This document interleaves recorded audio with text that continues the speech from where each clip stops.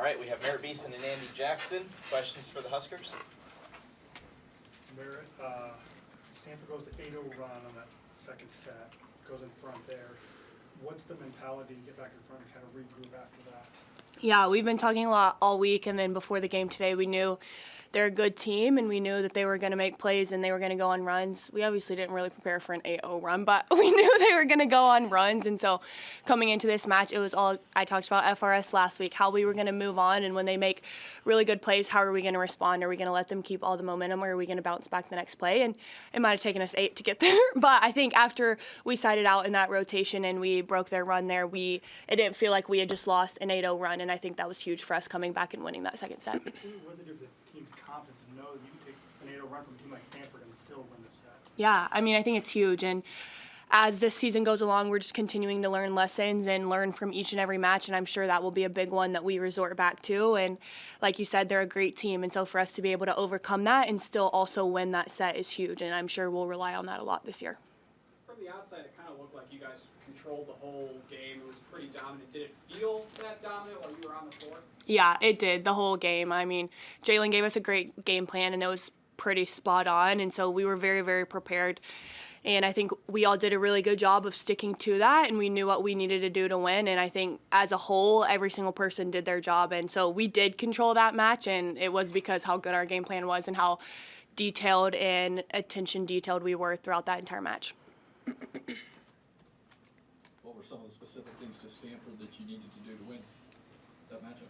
Yeah, I mean, certain things about how we were going to defend each player. I won't give those secrets away, though, but we knew that their outsides score a lot of points, and so slowing down their outsides was a really, really big thing for us. And we also knew that they serve really, really aggressively, and so, A, we wanted to do that to them, but also, B, we wanted to side out really quickly because, like we clearly know, they can go on runs, and that's normally what they do to teams. So for us, it was siding out quickly, but also putting the same service pressure on them that they see in their gym every single day.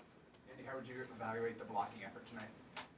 I mean, I would say pretty good. I think that overall as a team, we blocked really, really well, and not even like stuff blocks in a sense, but more just touches. I think like one of our things was just go out early and touch a lot of balls and like get on their attackers early, because as an attacker, it's very defeating having someone touch a lot of your attacks, and so we knew that if we went out early and we could slow them down early, then it would really slow down their offense. So I think overall as a group, just an amazing job and an amazing effort block-wise. In a match like this, with a lot of momentum going, I mean that 8-0 run and then a lot of your guys' momentum, how much does like the whole momentum thing and the crowd play into a win like this?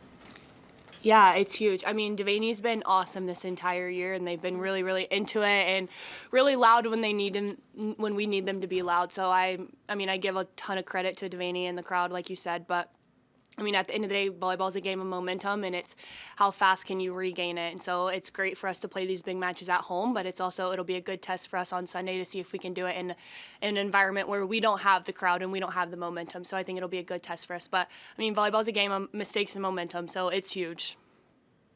Bergen talked about heading into the week, kind of feels like a Final Four week. What do you think you guys proved tonight?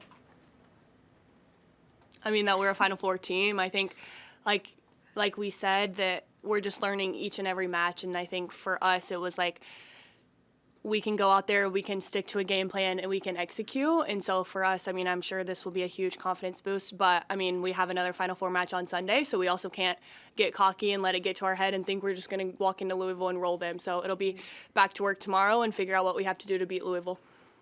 And with that Louisville match, it's going to be the same crowd environment, but reverse, they'll be against you. Mm-hmm. Big challenger, kind of for the both of you. How do you play through those instances where you've got a large crowd going, instead of going for you, going against you? I think Louisville is a very good team, and they're gonna test us not only volleyball wise, but I think our team culture. And like you said, obviously we're gonna go there and not have the momentum in our favor in a sense. So it'll be a really good test for our team to come together, because when you're in those big environments and you don't have the fan base, it really just tests your team and how well you can lean on each other and just come together, because you're not going to have the Bob with 8,000 people cheering you on. Andi, you mentioned the block touches, but you guys probably didn't envision holding Stanford to 100 hitting percentage. No, we did. It was our goal. I'm sorry, it was our goal. Like it's an incredible number, and like we train really, really hard, and so, I mean, that's what we train to do. that was the goal. Was that the number that you guys set out, like, before the match? What is the exact number?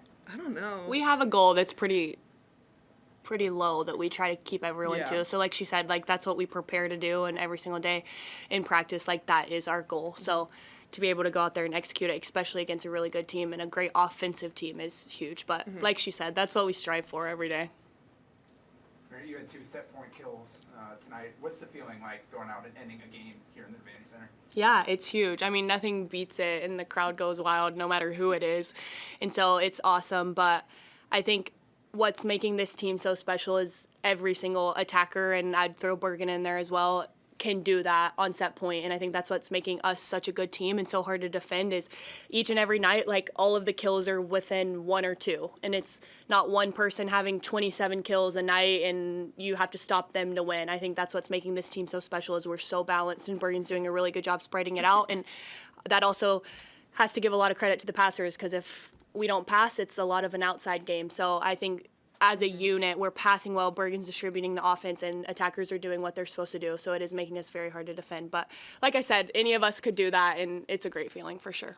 A couple more for the players. You talk about Bergen's distribution. What is it like seeing her go up there and swing on one? It's so fun. I mean, we get to see her hit a lot. You guys don't, but we get to see her hit almost every single day. So I'm sure it's a little more exciting for you guys. But like I said, I would throw her in the mix of attackers. So, I mean, she can do that just as well as most of us. So She's good. Andi, you had a chance to talk to your coach, your club coach here this week. Yeah. How much did that put you in the right headspace and kind of put you in a good spot? So Trisha Kroll, she's here. She was my club director in Colorado, and she actually surprised me at Huddle last night, so we went and did an interview together, and I think it was super helpful. We went to breakfast this morning. I just got a life debrief with her, and I think just all the wisdom that she has to offer is huge, and she's a huge reason for the mental toughness that I have, and she's helped me a lot with not only the volleyball side of things, but with my mental side of things, like from a volleyball perspective, because I would argue that like volleyball is 80% mental, and so I just have to give all the credit to her, because without her, I wouldn't be the player that I am or the person that I am. And so getting to talk to her this morning, it was just so relieving. It makes you feel so free and confident, and she just has so much wisdom, so I would say she played a huge role in it.